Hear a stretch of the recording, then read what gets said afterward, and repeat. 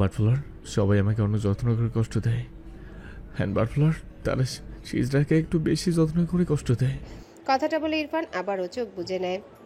মায়েরার চোখ থেকে পানি গড়িয়ে পড়ে। ইরফান কত কষ্ট পেয়ে কথাগুলো বলেছে, কথাটা ভাবতেই মায়েরার কেমন দম বন্ধ লাগলো। মায়েরা এগিয়ে গিয়ে ইরফানের বাহুতে হাত রেখে ভাঙা গলায় ডাকে, শিশরাজ, আই সরি, আর কখনো এমন করব না।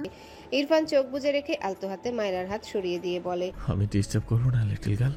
মায়েরার আরো কান্না পায়। ইরফানকে এভাবে কখনো দেখেনি সে। মায়েরা ইরফানের কথা অগ্রাহ্য করে ইরফানের কোলের উপর উঠে বসে। ইরফান কিছু বলল না, সে তার দুহাত আড়াআড়ি ভাবে বুকে গুজে রেখে চোখ বুজে আছে। মায়েরা ইরফানের দুগালে তার দুহাত রেখে ভাঙা গলায় বলে, শিশওয়ালা, আমি সরি, আমি আর ওরকম করব না, সত্যি বলছি। ইরফানের কোনো সাড়া না পেয়ে মায়েরার চোখ থেকে আবারও পানি গড়ায়। মায়েরা ইরফানের বুকে মাথা রেখে দু হাতে ইরফানের পিঠ আঁকড়ে ধরে। মেয়েটা ফোপায়। এর চেয়ে তো রেগে যাওয়া ইরফানই ভালো। মুখ বাঁকিয়ে ইরফানের বুকে নাক ঘষে বলে, শিশরাজ, আমার সাথে ঠিক করে কথা বলুন, এমন কেন করছেন? আমি আপনার সব কথা শুনবো। ইরফানের তবুও কোনো সাড়া না পেয়ে মায়েরা নাক টানে। রাগ করো না মনের মানুষ, মাফ করে দাও আমারে। মনের মন্দির থেইকা ভালোবাসি তোমারে। আমি মাছ, তুমি বড়শি, টান দিলেই আসবো তোমার ওই চরণতলে, গড়ায় গড়ায় কাঁদবো। তুমি যা বলবা সব কথা রাখবো, প্রয়োজনে তোমায় আমার মাথায় তুইলা নাচবো। একটু গিয়ে মায়েরা থামলো। তার চোখের পানিতে ইরফানের বুক ভিজে গিয়েছে। মায়েরা মাথা তুলে ইরফানের দিকে তাকায়। ইরফানকে একইভাবে দেখে মায়েরা আবারও ফোপায়। একটু এগিয়ে গিয়ে দুহাতে ইরফানের গলা জড়িয়ে ধরে। গলায় মুখ থেকে বিড়বিড়িয়ে বলে, শিশুওয়ালা, আমি তোমার সব কথা শুনবো, কথা বলো আমার সাথে। মায়েরার মুখে তুমি ডাক শুনে ইরফান ভীষণ অবাক হয়। সর্বশক্তি দিয়ে মায়েরাকে জড়িয়ে নেয় নিজের সাথে, যেন আজ তার বার্ডফ্লাওয়ার কল্পনা নয় বরং বাস্তবে তার বুকের ভিতর ঢুকিয়ে নিবে। ইরফান মায়েরাকে নিজের থেকে ছাড়াতে চাইলে পারল না। মায়েরা সাপের মতো ইরফানের গলা পেঁচিয়ে রেখেছে। ইরফান মৃদু হাসলো। বাহাত মায়েরার কোমরে রেখে ডান হাত মায়েরার গলার ভাঁজে দিয়ে মৃদু স্বরে ডাকে, বাটফ্লার। মায়েরা নাক টানে। ইরফান মায়েরার গালে চুমু আঁকে।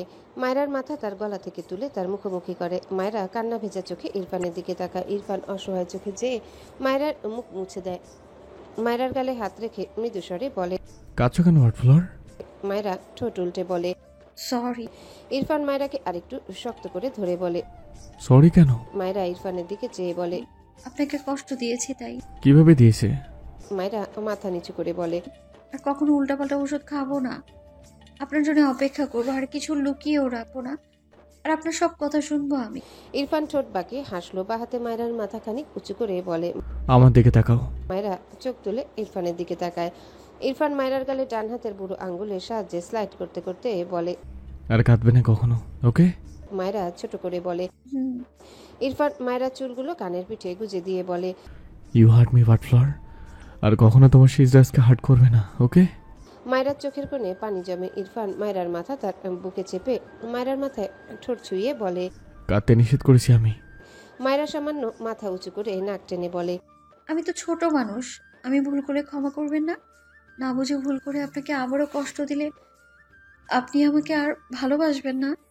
ইরফান শীতল দৃষ্টিতে মায়েরার দিকে তাকায়। ডান হাতের বুড়ো আঙ্গুল দিয়ে মায়েরা চোখ বেয়ে গড়ানো পানি মুছে দেয়। কপালে শব্দ করে চুমু এঁকে মায়েরা চোখের দিকে তাকিয়ে বলে, বাটফ্লার কষ্ট দিতে দিতে যদি আমার হৃদয় পুড়ে কয়লা করে দেয়, তবে সেই পুরো কয়লা জুড়ে ও শুধু আমারই পরীর বিচরণ হয়ে থাকবে। মায়েরা চোখ থেকে টুপ করে পানি গড়িয়ে পড়ে। তার শিশলার ভালোবাসার গভীরতা অনুভব করতে গেলে তার কান্না থামে না। এই ইরফান আবারও আলতো হাতে মায়েরার মুখ মুছে দেয়। মৃদু স্বরে বলে, গান শিখেছো কোথা থেকে?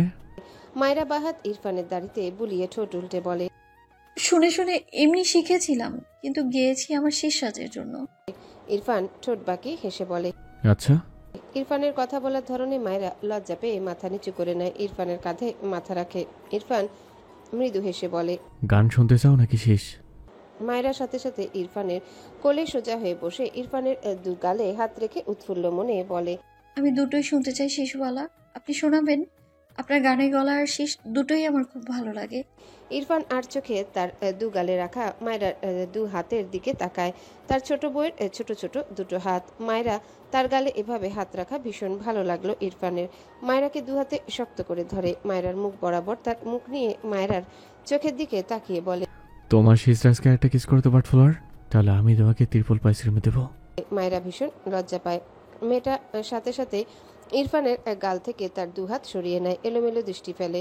ইরফান মায়রার অবস্থা বুঝতে পেরে ঠোঁট বাঁকিয়ে হাসলো। ডান হাত মায়রার চিবুকে রেখে মায়রার মুখটা সামান্য উঁচু করে বলে, একবার তুমি বলো তো বউ।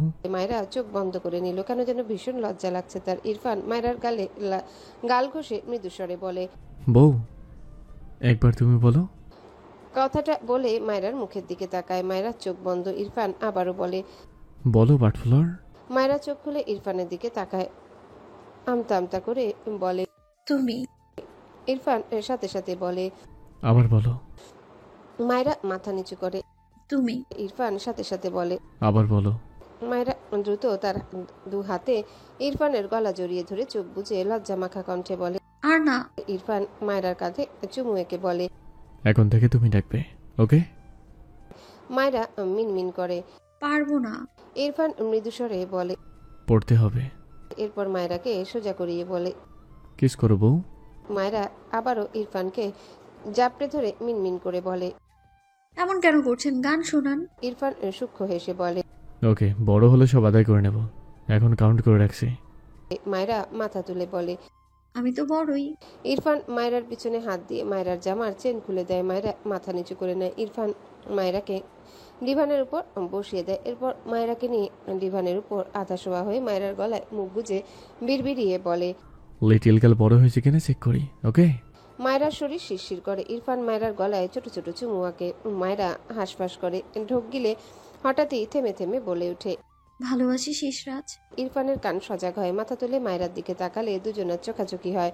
মায়রা দ্রুত ডান দিকে ঘাড় ফিরিয়ে চোখ মুখ খিচে নেয়। ইরফান মায়রার গাল দুহাতে ধরে নিজের দিকে ফেরায়, মৃদুস্বরে বলে। আবার বলো, শুনতে পাইনি। মায়রা পিটপিট করে চোখ মেলে তাকালে দেখলো ইরফান ঠোঁট বাঁকিয়ে হাসছে। মায়রা দ্রুত তার দুহাতে ইরফানের চোখ দুটো চেপে ধরে। তার ভীষণ লজ্জা লাগছে মায়রার কাণ্ড দেখে। ইরফানের হাসি দীর্ঘ হয়। মায়রার পিঠের নিচে হাত রেখে মায়রাকে উঁচু করে এসে ডিভানের উপর চিত হয়ে শুয়ে মায়রাকে তার উপর উঠিয়ে নেয়। ডান হাতে তার চোখের উপর থেকে মায়রার হাত সরিয়ে দেয়। এরপর দু হাতে মায়রাকে জড়িয়ে নিয়ে মায়রার কানের কাছে মুখ নিয়ে বলে, I don't like you but flower and I don't love you. Myra মুখ ফুলিয়ে তাকায় ইরফানের দিকে। তেরা লোক দুনিয়ার সব বলবে, শুধু ভালোবাসি আর পছন্দ করি এই দুটো বলবে না। মায়রা ইরফানের বুকে দুটো কিল দিয়ে বলে, আপনার মতো তেড়া লোক আমি জীবনেও দেখিনি। জীবনে স্বীকার করবে না আমি যদি আপনার মুখ থেকে লাভ আর লাইক শব্দ বের না করিয়েছি, তাহলে আমার নামও মায়রা নয়। দেখুন আপনি। ইরফান চোখ ছোট ছোট করে মায়রার দিকে চেয়ে আছে। মায়রা কথাগুলো বলে ইরফানের উপর থেকে উঠতে নিলে ইরফান মায়রার মাথার পেছনে হাত দিয়ে মায়রাকে টেনে তার ঠোঁট জোড়া আঁকড়ে ধরে। ধীরে ধীরে মায়রার জামা টেনে নামিয়ে দেয় দু কাঁধ থেকে। মায়রাকে টেনে নেয় তার দিকে। এরপর মুখ নামিয়ে মায়রার গলার নিচে বিদ্যমান তিলটায় কামড় দিলে মায়রা মৃদু আর্তনাদ করে ওঠে। ইরফান সাথে সাথেই সেখানে ঠোঁট চেপে বলে, সরি, আমার এটা খেতে ইচ্ছে করছে। কিভাবে খাবো বউ? মায়রা বলার মতো কিছু খুঁজে পায় না। মানে এই লোকের কি সব ভিত্তিহীন কথা। মায়রা ইরফানের বুকে মাথা ঠেকিয়ে চোখ বুজে রাখে। ইরফান মায়রার এলোমেলো অবস্থা দেখে নিজের উপর বিরক্ত হলো। মায়রার জামা টেনে ঠিক করে দিয়ে চেন লাগিয়ে দেয়। এরপর মায়রার গলায় মুখ গুজে বিড়বিড়িয়ে বলে, বউ ফাস্ট বড় হও, ওকে? মায়রা কিছু বলতে নিলে ইরফান তীক্ষ্ণ চোখে চেয়ে বলে, আমাকে টলারেট করার মতো বড় হও, জ্বর না বাঁধিয়ে জ্বরকে তাড়ানোর মতো বড় হও, আন্ডারস্ট্যান্ড? মায়রা লজ্জা পায় ভীষণ। এই লোক অসভ্যের মতো কী সব বলে। ইরফান হতাশ কণ্ঠে বলে, তোমাকে মিনিমাম আর 3 ইয়ার্স আগে পৃথিবীতে আসা উচিত ছিল বাটফ্লোর। তুমি লেট করে এসে আমাকে হার্ট করেছো। তোমার পানিশমেন্ট আমি জমিয়ে রেখেছি। মায়রা বোকা চোখে ইরফানের দিকে চেয়ে আছে। আল্লাহ তাকে না পাঠালে সে কিভাবে আসবে? অদ্ভুত তো। মায়রা অবুঝদের মতো করে বলে, আপনি কি পাগল? ইরফান ভ্রু কুচকে বলে। নো। মায়রা মিটিমিটি হেসে বলে, চলুন ডক্টরের কাছে যাই। ইরফান মায়রার গালে হাত দিয়ে চিন্তিত কণ্ঠে বলে। তোমার সিক লাগছে? মায়রা বাচ্চাদের মতো করে দুদিকে মাথা নাড়িয়ে বলে, আপনাকে নিয়ে যাব। আপনি পাবনার বাসিন্দা হতে যাচ্ছেন বলে আমার মনে হচ্ছে। এর আগেই আপনার ট্রিটমেন্ট করাতে হবে, বুঝেছেন? ইরফান চোখ মুখ কুচকে তাকায়। মায়রা মুখ লুকিয়ে হেসে ইরফানের বন্ধন থেকে ছাড়া পেতে চাইলে ইরফান শক্ত করে মায়রাকে চেপে ধরে চোখ পাকিয়ে বলে, স্টুপিড, আবার বাথরুমে করছো? মায়রা ইনোসেন্ট ফেস বানিয়ে তাকায় ইরফানের দিকে, যেন সে ধোয়া তুলসী পাতা। ইরফানের বুকের উপর দুই হাতের কোনোই ঠেকিয়ে তার দু হাতের উপর চিবুক রেখে বলে, আমাকে গান শোনাবেন না শেষওয়ালা? ইরফানের দৃষ্টি শীতল হয়, মৃদু হাসলো মায়রার কথা শুনে। মায়রা উপরে শুয়ে তার দিকে ফিরে তাকায়। মায়রার চুলগুলো সামনের দিকে হেলে আছে। ইরফান দুহাতে যত্নের সহিত মায়রার চুলগুলো পেছন দিকে নিয়ে রাখলো। মায়রা মুগ্ধ হয় ইরফানের একটুকু যত্নে। ইরফান মায়রার দুগাল আগলে নিয়ে মায়রার চোখের দিকে তাকিয়ে গায়। এইটুকু গেয়ে ইরফান থামে, মায়রার দিকে চেয়ে আদুরে স্বরে ডাকে। বউ। মায়রার চোখের কোণে পানি। এগিয়ে গিয়ে ইরফানের কপালের সাথে কপাল ঠেকিয়ে চোখ বুজে নেয়। দুহাতে ইরফানের গলা জড়িয়ে ধরে, এরপর ধরা গলায় ডাকে। শিশওয়ালা। ইরফান মৃদু হেসে বলে, this one just for you but flower. এরপর আবারও গায়। মায়রার চোখ থেকে টুপ করে কয়েক ফোঁটা পানি ইরফানের গালে পড়ে। ইরফান মায়রাকে শক্ত করে জড়িয়ে নেয়। এরপর মায়রার গলায় মুখ গুজে ভারী গলায় গায়। এরপর মায়রার কানের কাছে মুখ নিয়ে শীষ বাজায়। মায়রা ইরফানের গলা জড়িয়ে চোখ বুজে থাকে। ইরফান মায়রার কানের পিঠে চুমু এঁকে ফিসফিসিয়ে বলে। My heart. মায়রা চোখ জোড়া ভেজা। তার শীষওয়ালার ভালোবাসা নিয়ে ভাবলে যে তার চোখ ভিজে যায়। এত আবেগ, এত ভালোবাসা তার শীষরাজ কোথায় পায়? ইরফানের কাছে গলা ভেজা মনে হয়। মায়রার কানের লতিতে আলতো কামড়ে দিয়ে নরম কণ্ঠে বলে, কাঁদলে থাপ্পড় দিয়ে শব্দ ফেলে দেবো তোমার। মায়রা ইরফানের কথা শুনে কান্না মাখা মুখে হেসে ফেলল। ইরফানের এই কথাটা আর এ জীবনে যাবে না। ইরফানের গলা শক্ত করে জড়িয়ে ধরে গলায় নাক ঘষল মায়রা। ইরফান মৃদু হাসলো। মায়রা নাক টেনে বলে, আপনি কোথা থেকে এত ভালোবাসতে শিখেছেন শিশরাজ? আমাকে শেখাবেন? মায়রার কথা ইরফান মৃদু হাসলো, আবেগঘন কণ্ঠে বলে। আমার মায়েরা পরে থেকে শিখেছি। একটু থেমে বলে, ও যদি শিখাতে রাজি হয় দেন তোমার সাথে কন্ট্যাক্ট করে জানাবো। ফ্রিতে হবে না কিন্তু, সার্ভিসেস দিতে হবে। মায়রা ইরফানের কথায় শব্দ করে হেসে ওঠে। মাথা তুলে ইরফানের দিকে চেয়ে বলে, আপনাকে গ্রামের যেদিন প্রথম দেখেছিলাম সেদিন আপনাকে ভুলে ঘুষদাতা বলেছিলাম, ওটা তুলে নিলাম। আপনি আসলে ঘুষ গ্রহীতা। ইরফান মায়রার থুতনিতে বুড়ো আঙ্গুল দ্বারা চাপ দিয়ে মৃদু স্বরে বলে, ঘুষ যদি হয় বউয়ের আদর, তবে সেই ঘুষ হালাল। আর আমি হালাল ঘুষ নিতে বরাবরই আগ্রহী। মায়রা লজ্জা পেয়ে ইরফানের বুকে মুখ ঠেকিয়ে রাখলো। ইরফান ঠোঁট বেঁকিয়ে হাসলো। পরদিন সন্ধ্যার পর ইরফানের অফিস রুমে শুদ্ধ আর ফাইজ গত 1 ঘন্টা যাবৎ বসে আছে। শুদ্ধ কত শত কথা বলল। ইরফানের কোনো হেলদোল নেই, যেন এই রুমে ইরফান ছাড়া আর কোনো মানুষ নেই। শুদ্ধ ফাইজ দুজনে অসহায় চোখে চেয়ে আছে। শুদ্ধ বসা থেকে উঠে দাঁড়ায়, মুখটা ছোট্ট করে বলে, দেখ ভাই, নাসিম আমাদের ওই যে অন্যরা কি সব দিব্যি বলে, আমরা কসম করেছিলাম, তাহলে আমাদের কোনো দোষ থাকলো বল? ইরফান তার মতো কাজে ব্যস্ত। ফাইজ চুপচাপ বসে ইরফানের দিকে চেয়ে আছে। শুদ্ধ আবারও বলে, তুই বুঝতে পারছিস নাসিম তোকে কি সাংঘাতিক ভয় পায়? এজন্যই তোর থেকে দূরে থেকেছে। আমারও ভয় পাই। তোর তো গর্ব হওয়া উচিত, সবাই তোকে কি সুন্দর ভয় পায়। ইরফান তার ফোন বের করে রাকিবকে কল করে এখানে আসতে বলে। কিছুক্ষণের মাঝে রাকিব ইরফানের অফিস রুমে আসলে ইরফান গম্ভীর গলায় বলে, এই দুটোকে এখান থেকে বের করো ফার্স্ট। রাকিব একবার শুদ্ধর দিকে তাকায়, একবার ফাইজের দিকে। শুদ্ধকে সে চেনে, ইরফানের ফুফাতো ভাই। তবুও এগিয়ে এসে বলে, স্যার আপনারা? শুদ্ধ তার মুখের সামনে আঙ্গুল দেখিয়ে বলে। চুপ! রাকিব থতমত খেয়ে তার মুখ চেপে ধরে। ইরফান রেগে বলে, রাকিব আমি কি বলেছি? রাকিব শুদ্ধর দিকে তাকালে শুদ্ধ চোখ পাকিয়ে বলে, এই একদম আমার দিকে এগোবে না। আমি ইরফানের একমাত্র জানের ভাই, জানো না? রাকিব অসহায় চোখে ফাইজের দিকে তাকালে ফাইজ রেগে বলে, আমার দিকে তাকাচ্ছ কেন? আমি কে জানো? রাকিব ছোট করে বলে। স্যারের ফ্রেন্ড। ফাইজ বিরক্ত হয়ে বলে, না, হয়নি। আমি ওর বোনের জামাই, বুঝতে পারছো আমার কত দাম? যাও, আমার জন্য দই মিষ্টি সব নিয়ে এসো, যাও যাও। ইরফান দাঁতে দাঁত চেপে ডাকে। রাকিব। রাকিব ঝাঁকি দিয়ে উঠে আমতা আমতা করে বলে। জি স্যার। ইরফান চোখ গরম করে বলে। ওদের বের করো। রাকিব অসহায় চোখে শুদ্ধ আর ফাইজের দিকে তাকালে দেখলো দুজনেই খেয়ে ফেলা চোখে তার দিকে তাকিয়ে আছে। রাকিবের মুখ কাদো কাদো হয়ে যায়। ইয়া আল্লাহ, সে এটা কোথায় ফেসে গেল? শুদ্ধ রাকিবের দিকে এগিয়ে এসে বলে, আমি কিন্তু তোমার চাকরি নট করে দিব রাকিব। এখনো সময় আছে, এখান থেকে যাও। ইরফানের শক্ত কণ্ঠ ভেসে আসে। রাকিব। রাকিব অসহায় মুখ করে বলে, স্যার আমার চাকরি চলে গেলে আমার গার্লফ্রেন্ড আমাকে ছেড়ে চলে যাবে। প্লিজ স্যার, আমাকে আপনারা ছেড়ে দিন। ইরফান তীক্ষ্ণ চোখে চেয়ে বলে। হোয়াট? রাকিব মুখ চেপে ধরে। হায় হায়, এখন ইরফান যদি সেই ঠিকানা চায় নিশ্চিত বিয়ে ভেঙে দিবে, নয়তো পড়িয়ে দিবে। কোনো রকমে বলে, না মানে আমি বলতে চাচ্ছিলাম গার্লফ্রেন্ড হলেও সে ছেড়ে চলে যাবে। আমার তো মেয়েদের সাথে অ্যালার্জি। অতঃপর গা চুলকে বলে। এই তো মেয়ের নাম মুখে নিতেই কেমন অ্যালার্জি চাপ দিল। ইরফান কড়া ধমক দেয়। Shut up. রাকিব ঝাঁকি দিয়ে ওঠে। শুদ্ধ ফাইজ রাকিবের অবস্থা দেখে মুখ লুকিয়ে হাসছে। রাকিবকে ইশারায় চলে যেতে বললে বেচারা এক দৌড় দেয়। শুদ্ধ নিজেকে সামলে বলে। নাসিম, তোর সাথে দেখা করার জন্যই বাংলাদেশে এসেছে ইরফান। আমাদের ভুল বুঝিস না, তুই মাথা গরম মানুষ। ওর সত্যি সত্যি বিয়ে দিয়ে দিতি, কিন্তু ওর সিচুয়েশনটা একটু বোঝার চেষ্টা কর। ইরফান জ্বলন্ত চোখে তাকায় শুদ্ধর দিকে। শুদ্ধ ঢোক গিলে ইরফান বসা থেকে দাঁড়িয়ে তার টেবিলে একটা লাথি মেরে চিৎকার করে বলে। বুঝি না আমি কারো সিচুয়েশন, বুঝবো না কাউকে। সেলফিশ আমি, খারাপ মানুষ আমি, মাথা গরম মানুষ আমি, রোবট আমি। তো এই যন্ত্র মানবের কাছে তোমাদের কি প্রয়োজন? বের হ এখান থেকে, বের হ। এই কথাটা বলে হনহন করে এগিয়ে এসে শুদ্ধর কলার ধরে টেনে বের করতে নেয়। শুদ্ধ ইরফানকে গায়ের জোরে ধাক্কা দেয়। রেগে চিল্লিয়ে বলে। মাথা গরম মানুষই তো তুই। নিজেই নিজেকে দেখ, কখন থেকে তেল মাখছি, হচ্ছে না তোর। একটা কথা ঠিক করে শোন, একটু বোঝ। না, তোর তো সবার আগে রাগ দেখানোই চাই। বালের কাছে কি ঠিক করতে আসছে? থাক, তুই একাই থাক। তোর মতো মানুষের একা থাকাই উচিত। কথাগুলো বলে শুদ্ধ মাথা নিচু করে নিল। সে সহজে রাগে না, কিন্তু রেখে গেলে মাথা আওলায় যায়। কিছুক্ষণ আগের বলা কথাগুলো ভাবতে শুদ্ধ দ্রুত মাথা তুলে তাকায়। দেখলো ইরফান কেমন ফ্যাকাশে মুখ করে তার দিকে চেয়ে আছে। শুদ্ধ ঢোক গিলল। ফাইজে গিয়ে সে ইরফানকে জড়িয়ে ধরে। ইরফান এক পা পিছিয়ে যায়, কিন্তু কিছু বলল না। দৃষ্টি শুদ্ধর পানে। একটু পর দৃষ্টি সরিয়ে নিয়ে দুর্বল কণ্ঠে বলে। ফাইজ ছেড়ে দে আমাকে। ফাইজ ইরফানকে জাপটে ধরেই বলে।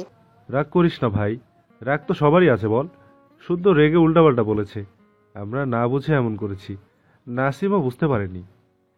আমরা আমরা তোর নাসিম দুজনের ভালোর জন্যই এমন করেছি। এখন তোদের মধ্যে আরো দ্বন্দ্ব লাগতো। আমরা বন্ধু না বল? বন্ধুদের মাঝে এমন দ্বন্দ্ব ভালো লাগে? এর চেয়ে একটা ডিস্টেন্স ছিল। এখন সব ঠিক করে নে ভাই। ইরফান ফাইজকে ঠেলে সরিয়ে দেয়। মৃদুস্বরে বলে। নাসিমকে আমি জাস্ট বিয়ে দেওয়ার জন্য খুঁজতাম, রাইট? ফাইজ গলা ঝেড়ে বলে। একটু থেমে আবারও বলে। আর নাসিমকে বিয়ে দিলে ওর সাথে সাথে অপর মেয়েটার জীবনও নষ্ট হতো। তুই না ভেবে কাজ করে পরে নিজেই আফসোস করতি।